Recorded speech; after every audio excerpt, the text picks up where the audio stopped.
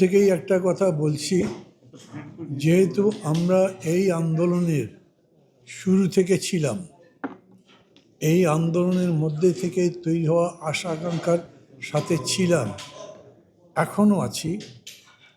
আমরা সবসময় মনে করতাম যে এই নির্বাচন সেই রকম আশা আকাঙ্ক্ষার প্রতিফলন, তার রূপ দেবার একটা সুযোগ তৈরি করবে। কিন্তু সত্যি এগুলো কেবল বক্তৃতা করলে হবে না। এই নির্বাচনের মধ্যে এমন কেউ ক্ষমতায় আসতে হবে, দায়িত্ব পেতে হবে, যারা এই কাজগুলো বাস্তবায়ন করতে পারবেন।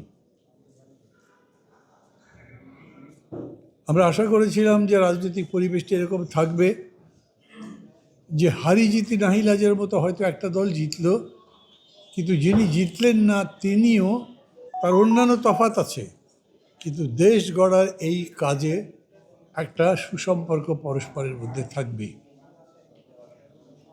এখন পর্যন্ত সেই রকম সুবাতাস আছে তা আমি বলবো না। নষ্ট হয়ে গেছে একদম তা বলছি না, তবে বিভিন্ন ধরনের ঘটনার মধ্যে দিয়ে মানুষের সেই আশা মরে না গেলেও ফিকে হয়েছে। আমি আশা করি যে এখনও সেই আশা জাগিয়ে রাখা সম্ভব, সেই আশার বাস্তবায়ন করা সম্ভব। আমরা যে নতুন বাংলাদেশ গড়েছি, বৈষম্যমুক্ত বাংলাদেশের কথা বলেছি, আমরা যে এই আন্দোলন চলাকালে মানবতা বিরোধী অপরাধের বিচার চেয়েছি, আমরা যে লুট তরাজ ইত্যাদির বিচার চেয়েছি, এর সব কিছু করা সম্ভব।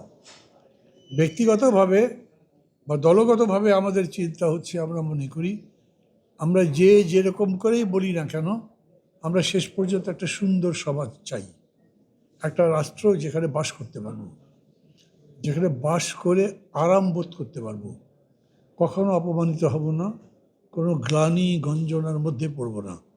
সেই রকম দেশও গড়া সম্ভব।